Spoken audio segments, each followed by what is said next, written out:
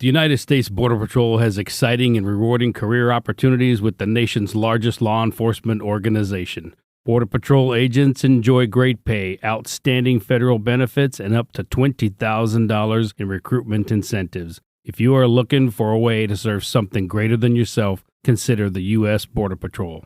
Learn more online at cbp.gov/careers/USBP. That's cbp.gov/careers/USBP. Right now, aviation companies like Lufthansa Technik are using virtual reality training to help their mechanics practice crucial engine maintenance skills, helping them prepare for real repairs. Learn more at meta.com/metaverseimpact. People around the United States and in other countries generally go about their lives in a normal fashion. It might not be some sort of exactly picturesque, cookie-cutter existence you see in the movies, but I'd be willing to bet that most of you listening at least have some aspects of that utopian lifestyle. We're not necessarily led to believe that everything is okay all the time. Most people just don't have the knowledge that bad things are happening all around them at any given point of the day. They just don't see it. People believe that when they turn on the news and see a shooting happen somewhere in their city, they might think it's an isolated incident. You might read on some news source that theft is on the rise in a certain department store chain. I'm here to tell you that while you might think that bad doesn't happen often, it's actually the opposite. It happens all the time. But as I said, because you aren't aware of it, most people don't believe it exists. Evil is out there in the world every single day, and if you're not on the inside like police officers or dispatchers, you'll probably go about your lives thinking that everything is just fine. Believe me, sometimes I feel like I wish I was in the dark on some of these things. The episode today, I'll be talking about things you may have heard about. These are incidents that made regional and now in one case, national news. But even with there being pretty decent news coverage about these, I bet that still some of you, if not most of you, haven't heard anything about these things. Welcome back to Music City 911.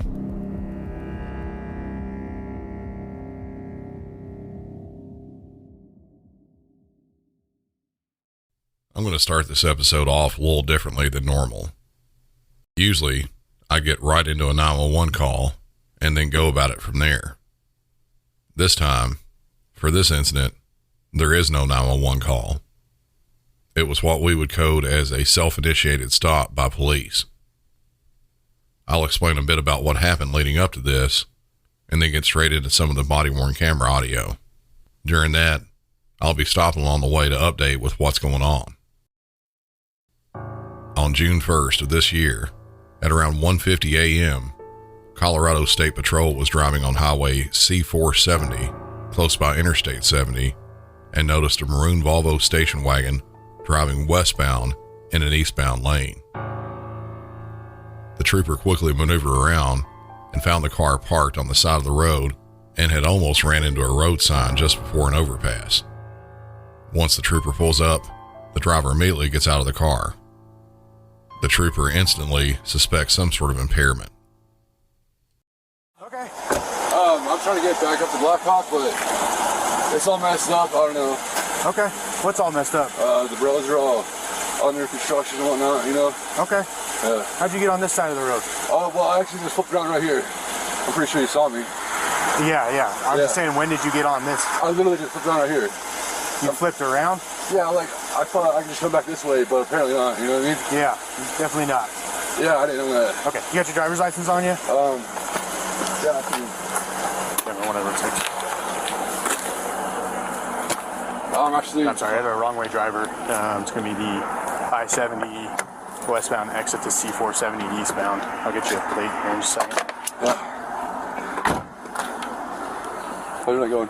Someone's available, but I think we're okay right now. You got your driver's license? Yeah.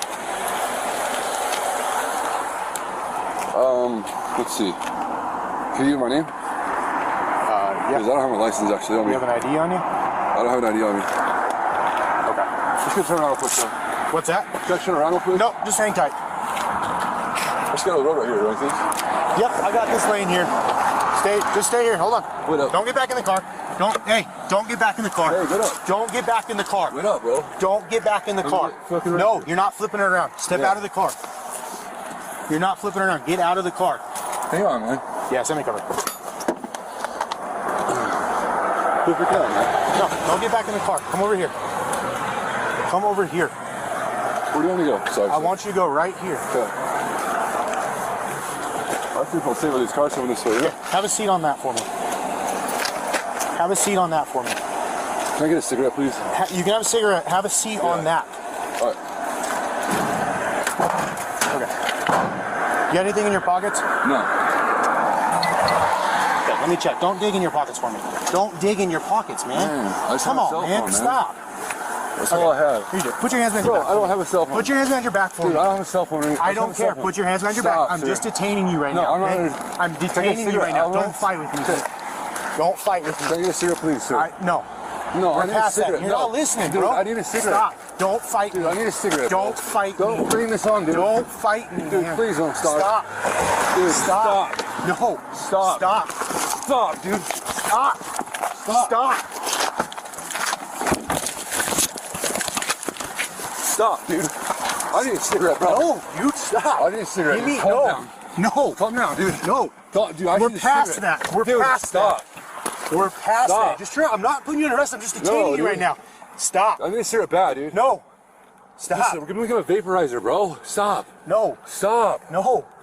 Please. Stop. All right. What do you want me to Stop reaching in your fucking pockets. That's what I want you to stop doing. do? My fucking cell phone, dude. Here. Okay. That's what I have. Okay. Don't reach in your pockets. Quit. Stop. What do you want me to do? I want you to stop. I want to put you in handcuffs. I don't want to be in handcuffs, bro. I don't care. Dude, I'm not going in handcuffs right now. I can't trust you right now, man. Come on, bro. The driver, who was a decent amount larger than the trooper, initially was at least semi-cooperative, but changed very quickly. When he got a bit squirrely, the trooper decided he wanted to detain the driver so he could further investigate what was going on and try to keep himself safe. When he tried to put the driver into handcuffs, a struggle started up. The driver mentioned he didn't want to go into handcuffs and kept asking for a cigarette, even as he was struggling to get his hands away from the officer. That is one strong nicotine habit. The trooper had called for additional assistance. Depending on how they were set up, this could be a potentially very dangerous situation for the trooper. Normally, state troopers are assigned to highways and interstate systems in more rural areas, usually well away from where other agencies would be patrolling. Troopers try to run in pairs because of this. In Tennessee, generally if you see one trooper, there's another one close by. Luckily for this trooper in Colorado, it seems like the same holds true there. The driver continued to struggle with the trooper and did manage to make it back into the car where his previous priority was immediately filled. Once he sat down in the car, he immediately lit up a smoke. The video continues with the officer continuing to give commands to the driver. Stop.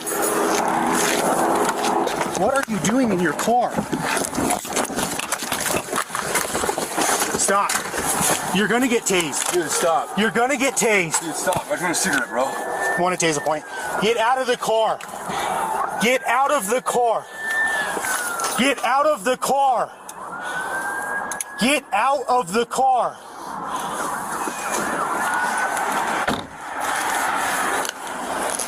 Quit digging in your pockets, dude.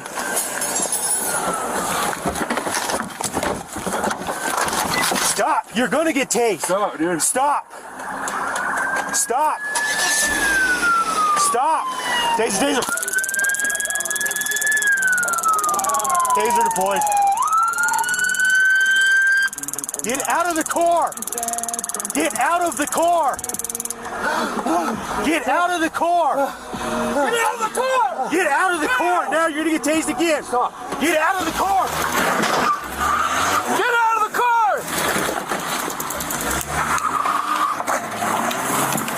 He just took off. He's rammed the sign.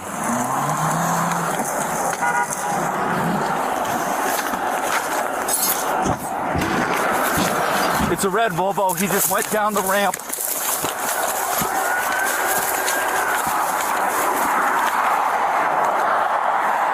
He's running across I-70 right now. He just got hit. Shit. He just got hit. Send medics now. 70 eastbound at the 260.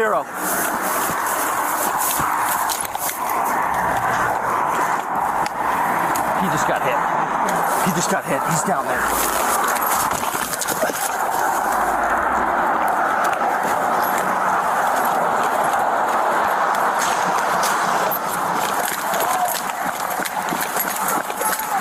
Stay over there. Stay over there. Stay over there. Get out of the road. Get out of the road. Get out of the road. I will. Go.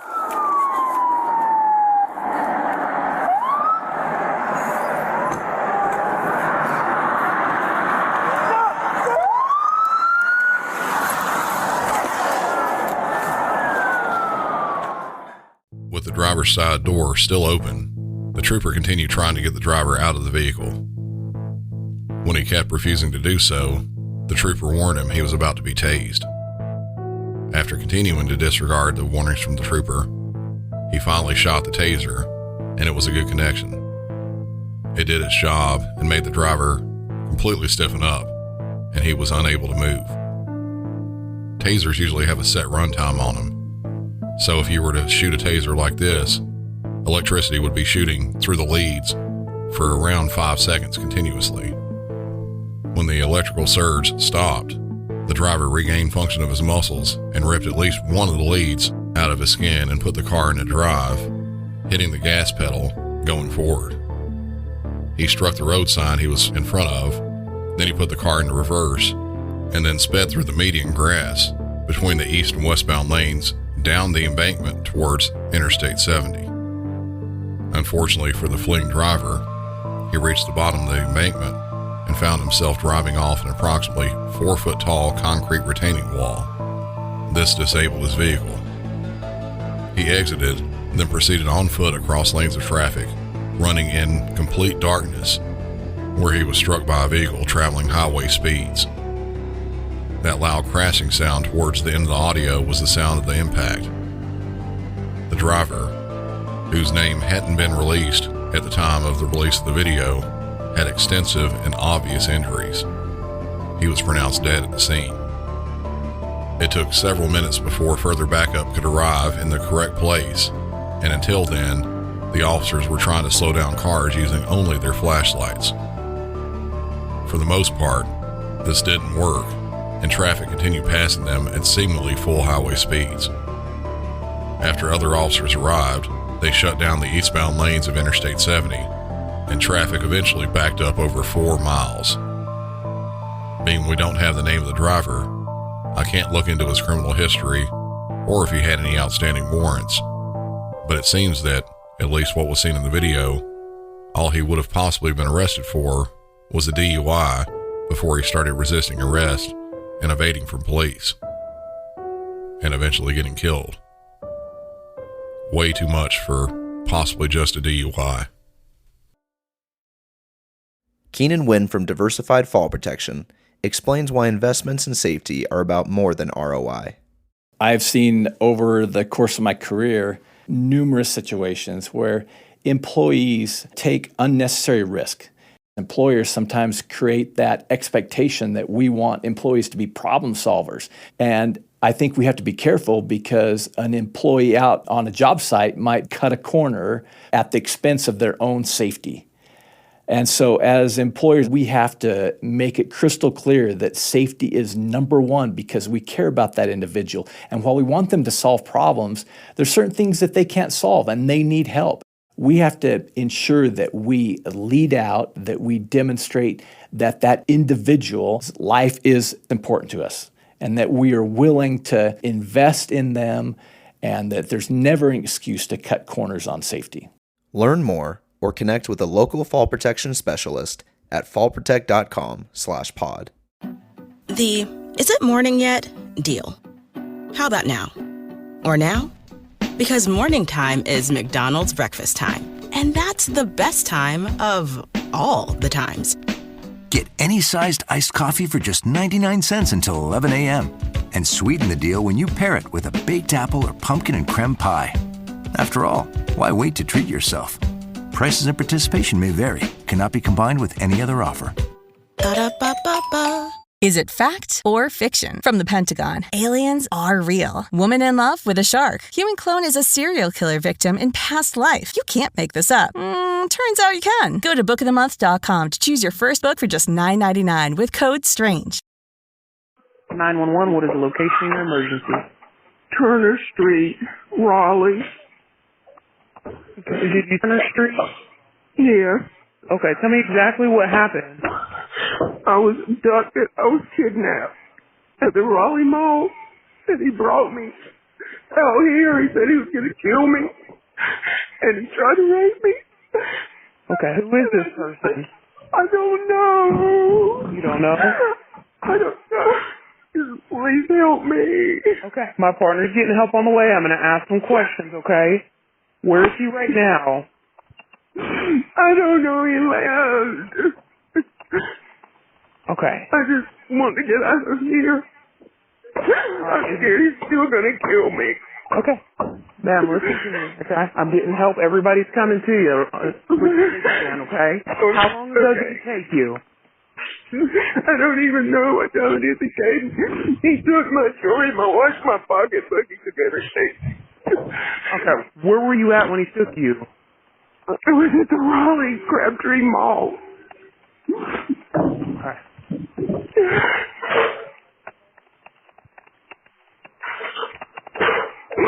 I'm going to stay on the line with you until they get there, okay? And I'm updating them with everything you said. Can you please call my husband? Okay. What's your husband's number? All right, did this guy have a weapon?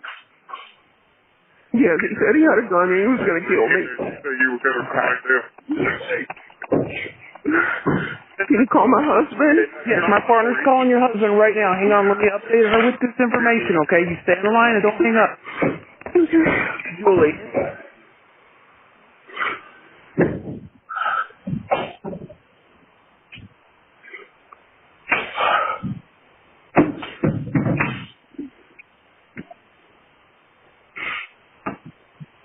They had me on hold.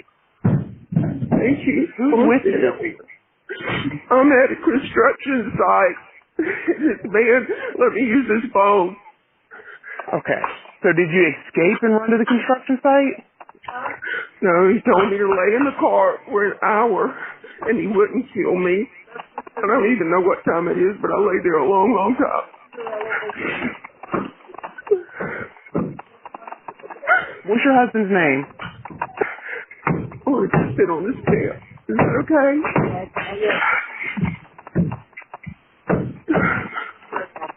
And what's your name, ma'am? Okay. What's your, you said you're using somebody else's phone? Yes. Where's the car that you were laying in? It's around the corner from this construction site. Do you remember the color and make of it? My car. Oh, it was your car? It was my car. Okay. Do you remember anything about him, what he looked like? White, black, Hispanic? I just don't want to do that right now. Okay. I'm scared he's going to kill me. Got lots of officers coming to you. I'm in the back of the house at the construction site. Okay. All right. You said you laid there at least an hour? No, I don't know how long. A long time. I don't know what time it is now.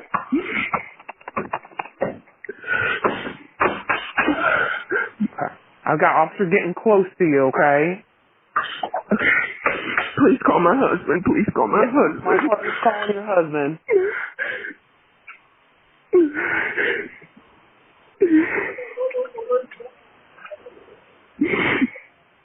right, you let me know when the officers get there. They're going to keep you safe, okay? Okay.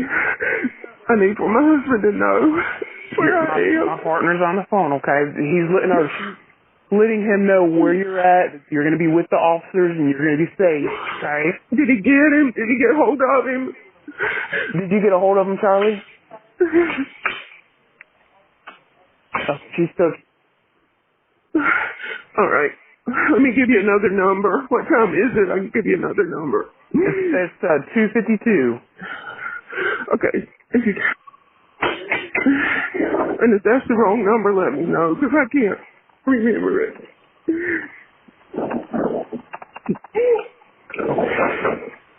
Where were you at in the mall parking lot when this happened? I was in the Belts parking lot. Yes. Yes. The officer's here, Dale. Okay, I'm going to let you talk to the officer, okay?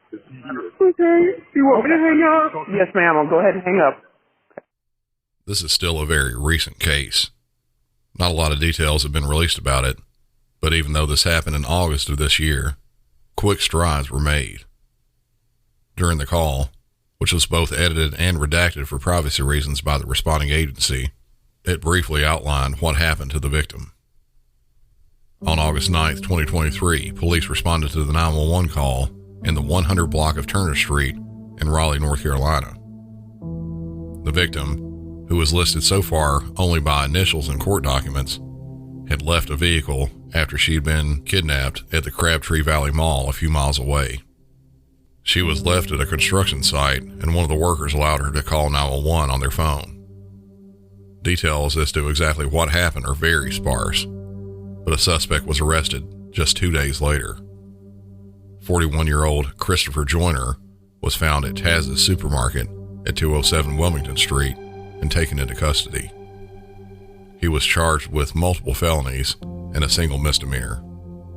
Those charges are listed as first-degree kidnapping, robbery with a dangerous weapon, attempted first-degree forcible rape, assault by strangulation, larceny of a motor vehicle, and possession of stolen goods or property. Referring to the court documents, on or about August 9th, 2023, in Wake County, the defendant named above unlawfully, willfully, and feloniously did steal, take, and carry away 2022 Cadillac SUV of the value of $25,000, the personal property of the victim, without her consent and with the intent to permanently deprive her of its use from her person and presence. The defendant committed this act having in his possession and with the use and threatened use of firearm, deadly weapon, whereby the life of the victim was endangered and threatened. Personally, I believe that the estimate on that Cadillac SUV was pretty low at $25,000, but the charges continued after that. On or about August 9th, 2023 in Wake County, the defendant named above unlawfully, willfully, and feloniously did attempt to engage in vaginal intercourse with the victim by force and against her will. The charges continued past that, outlining again very vague details. The suspect has an extensive criminal history going back to the 90s, including violent offenses like multiple assaults, assault via strangulation, assaulting an officer, and resisting arrest, along with other charges like multiple DWIs. He has spent more than a decade in prison and has gained aliases along the way such as Vicious, Heavy, Redwood, and Master Killer. Trial has yet to begin on this one, as the indictment was returned on just the 13th of last month. If the suspect that's in custody did commit these crimes, I'm hoping he doesn't get out for a long, long time. And finally, one that if you're a member over at the Facebook discussion group, you've seen bits of this, including an absolutely shocking video. But when I posted that, way fewer details were known. More has been learned about this and recently released. Again, playing this out a bit differently than I normally do. In the early hours of August 14th, 2023 at around 5:30 a.m. in Las Vegas, Nevada, two teenagers go on a deadly crime spree that involved numerous thefts of vehicles, hit and run, and even murder. The first call made was after one of those crimes had taken place.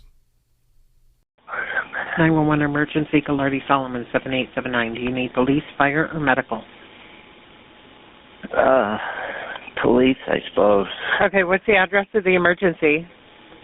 I'm on Fort Apache, and this car just ran me over on my bicycle. Okay, Fort Apache, what's the cross street?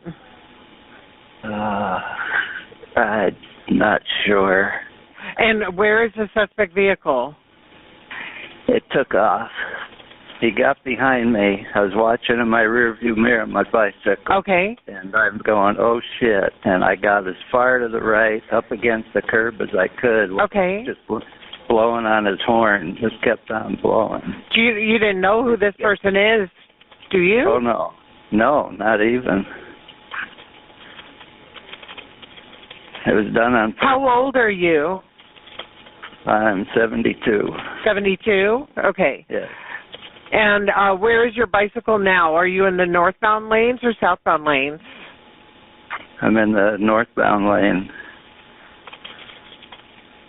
I have blinking lights on, everything. He did it on purpose. He smashed. Okay, what's your injuries? My knee hurts. I was just hoping maybe the police could make a connection, because he could have killed me. The back wheel is just totally folded up, and I was lucky I got knocked off to the side when he hit. Yeah, no, you're right. The caller was reporting that he had just been hit by a vehicle while riding his bike. For those of you that have seen the video, this isn't the same victim. This was an incident previous to what you have seen. This caller believed that whoever hit him with a vehicle, they did so intentionally. The caller was unlucky that he was riding his bike when these two juveniles were out on their rampage, but lucky in that he only sustained damage to his knee. He was unable to give a good description of the suspect vehicle due to being thrown to the ground and the vehicle speeding off at a high rate of speed. All that he was able to report was a dark-colored SUV and that it had continued on a northbound direction up Fort Apache Road.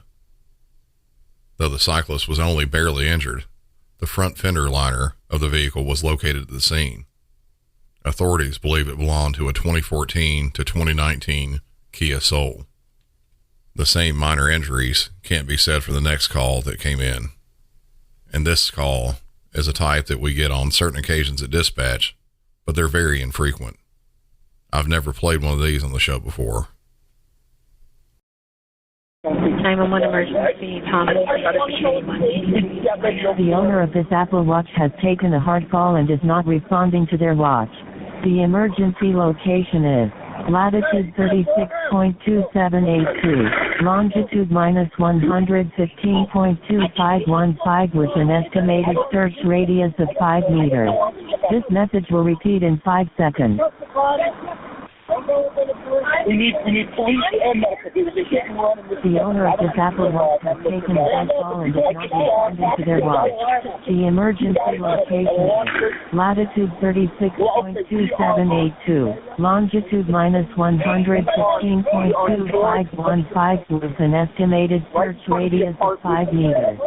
This message will repeat in 6 seconds. I heard it, and I saw the guy flying on his bike. And these two guys kept going. The owner of this Apple Watch has taken a hard fall and is not responding to their watch. The emergency location is latitude 38.2782, longitude -115.2515 with an estimated search radius of 5 meters. This message will repeat in 5 seconds. Emergency now. Hello. He is breathing. Okay. Hello, can you hear me? This Apple Watch has taken a hard fall and is not responding to their watch. The emergency location is latitude 36.2782, longitude -115.2515 with an estimated search radius of 5 meters. This message will repeat in 5 seconds.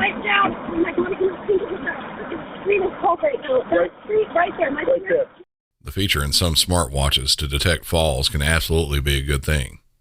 If someone falls and they're unable to communicate or reach a phone, the GPS inside the watch can let help know where to go to.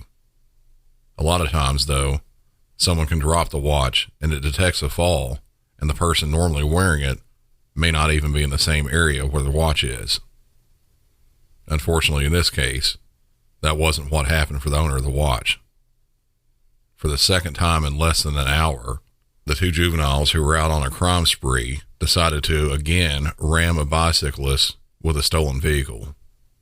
What's more disturbing, they thought it was funny and were having a great time doing it.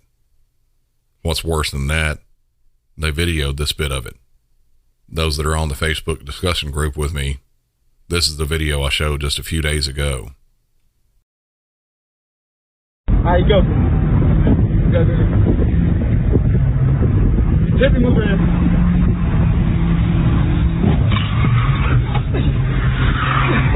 Bitch ass nigga! Stop talking shit, bitch! Stop talking shit! Nigga! Fuck wrong with blood? Ready? Yeah. Hit his ass.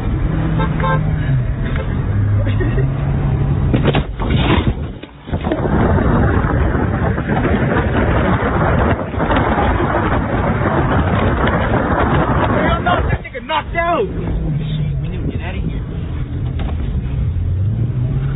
What's the address? Make me a joint. The two juveniles, both wearing masks, were on their third stolen car of the day. They would steal a car, wreck it, then go and find another one to steal. While in the car, you could hear on the video, they found a white Toyota Corolla driving close to the corner of North Tenaya Way and Ann Road. The juveniles in the stolen vehicle started following the Corolla very closely, and by the time the Corolla reached the corner of North Tenaya and West Azure Drive, the juveniles struck the Corolla, shouting slurs out the window at the driver. The driver of the Corolla was able to see inside the vehicle and noticed two people occupying it, both with darker complexion skin and both wearing masks. They were in a black Hyundai, either Elantra or Sonata. Just seconds after hitting the Corolla, another cyclist appeared in the bike lane.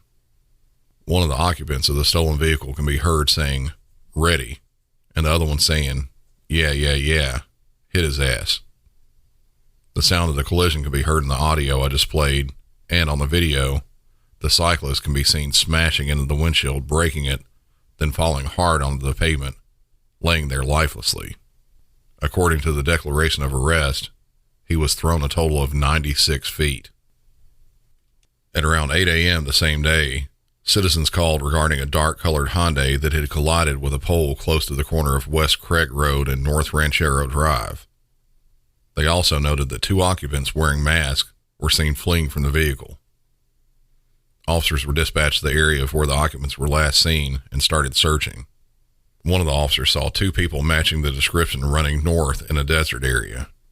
Both attempted to evade officers, but one was taken into custody behind some businesses on North Ranchero Drive. He identified himself as Jesus Ayala. At the time of arrest, Jesus was 17 years old and has since turned 18. While in custody and being interviewed by officers, Jesus said, "You think this juvenile shit is going to do some shit? I'll be out in 30 days, I'll bet you." The officer replied, "You might be out of juvie in 30 days and move to an adult jail because that's how bad it is." Jesus replied without remorse, "It's just a fucking hit and run. Slap on the wrist." Up until this point, no mention of a hit and run had been made to Jesus by the officers. He volunteered that bit on his own. I'm also guessing that he had no idea of the condition of either cyclist. As noted before, the first one hit was a 72-year-old man who suffered just a knee injury. The second victim was 64-year-old Andy Probst. When responders got to the scene where he was mangled and bleeding from the head. He was transported to University Medical Center to the trauma unit, where despite extensive life-saving measures, he was pronounced deceased. Probst was a retired police chief. He was just out for his daily bike ride trying to stay in shape. Though detailed investigations occurred, the search for the second suspect was coming up short. Nearly 2 weeks after the hit and run, a student at a local high school contacted a school resource officer and showed him a video. It was the video from inside the stolen vehicle that showed the white Toyota Corolla being hit and the cyclist being ran into. After further investigations were performed, 16-year-old Jasmine Keys was taken into custody as the second suspect in the crimes. They ultimately found 2 additional videos of the morning all this happened on his phone. Both have been arrested and charged with multiple crimes, including hit and run, assault with a deadly weapon, theft of motor vehicles, attempted murder, fleeing from police, and open murder. They're both being held without bail and will likely be tried as adults for their crimes. Due to a Supreme Court ruling from years ago, because both were juveniles at the time of the crimes, the death penalty won't be an option. That's it for this episode. Thank you all again for listening. For all you new or seasoned veteran fans of the show, you can get more Music City 911 by going to patreon.com/MusicCity911 for ad-free and bonus content. I plan to upload something new on there very shortly. Continue with the 5-star ratings and reviews, and always feel free to share the show with anyone you think might like to listen. And also, if you haven't done so yet, head over to YouTube and search for Music City 911 and subscribe to my channel. I'm still relatively new there and still learning the ins and outs, but I know the content there will just get better as I go along. Until next time, for Music City 911, I'm Brandon, and y'all have a good one.